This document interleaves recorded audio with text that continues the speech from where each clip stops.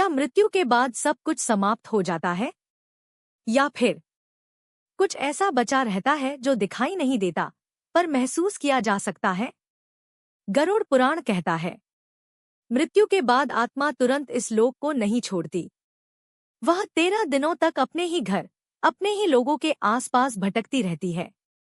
वह देखती है कौन रो रहा है, कौन स्वार्थ में लिपटा है, कौन उसका श्राद्ध कर रहा है और कौन उसकी संपत्ति गिन रहा है।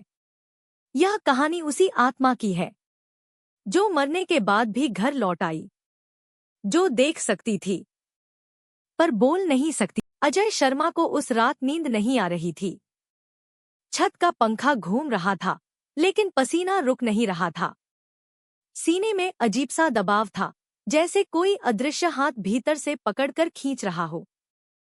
शायद गैस है, उसने खुद को समझाया, लेकिन मन कहीं और ही था। अजय 42 वर्ष का था, एक साधारण सरकारी कर्मचारी। पत्नी सुमन, 2 बच्चे आरव और अनन्या, माँ कमला देवी। घर में सब कुछ था पर शांति नहीं। पिछले कुछ महीनों से घर में झगड़े बढ़ गए थे, पैसों को लेकर, मकान को लेकर और अजय की बीमार मां को लेकर। उसी रात अजय को पहली बार मौत की आहट सुनाई दी। रात के 2:17 बजे अजय की सांस अचानक तेज हो गई। उसकी आंखें खुली पर सामने कोई नहीं था। उसे लगा जैसे कमरे में कोई और मौजूद है।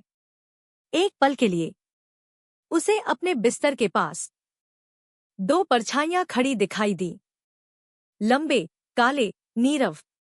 वह कुछ बोल पाता उससे पहले सीने में तेज झटका लगा और सब कुछ शांत हो गया। अजय को लगा वह सो गया है, पर फिर उसने देखा नीचे बिस्तर पर कोई और लेटा है। वह खुद था। सुमन चीख रही थी, मां रो रही थी, बच्चे सहमे हुए थे। अजय चिल्लाया, मैं यहीं हूं, पर कोई नहीं सुना। तभी उसे याद आया गरुड़ पुराण की बातें, जो उसने कभी ध्यान से नहीं सुनी थी। मृत्यु के बाद आत्मा कुछ समय तक अपने शरीर को देखती है। उसका दिल बैठ गया। वह मर चुका था। पहले दिन अजय को उम्मीद थी कि सब उसे याद करेंगे। शुरुआत में ऐसा हुआ भी। सुमन रोती रही, बच्चे चुप थे, मां बेसुध। पर शाम होते होते बातें बदलने लगी। अब नौकरी का क्या होगा? घर का लोन कैसे चुकाएंगे? नामिनी में किसका नाम है? अजय चुपचाप सुनता रहा। हर शब्द उसके लिए सजा बनता जा रहा था। तीसरे दिन अजय को अजीब सी जलन महसूस हुई। गरुड़ पुराण में लिखा है, मृत्यु के बाद आत्मा को भूख प्यास लगती है, लेकिन वह कुछ खा पी नहीं सकती। घर में खाना बन रहा था, श्राद्ध की तैयारी, पर आत्मा के लिए कुछ नहीं। वह बच्चों को देखता रहा और सोचता रहा, क्या मैं इतना जल्दी भूल गया? 5वें दिन अजय ने देखा उसका छोटा भाई घर के कागज ढूंढ रहा था। मां से कह रहा था, भाभी अकेली क्या संभालेगी, घर मेरे नाम कर दो। अजय की आत्मा कांप उठी। गरुड़ पुराण कहता है, मृत्यु के बाद आत्मा को परिवार का असली चेहरा दिखता है। आज उसे दिख रहा था। 7वें दिन अजय को महसूस हुआ कि उसका मन भारी हो रहा है।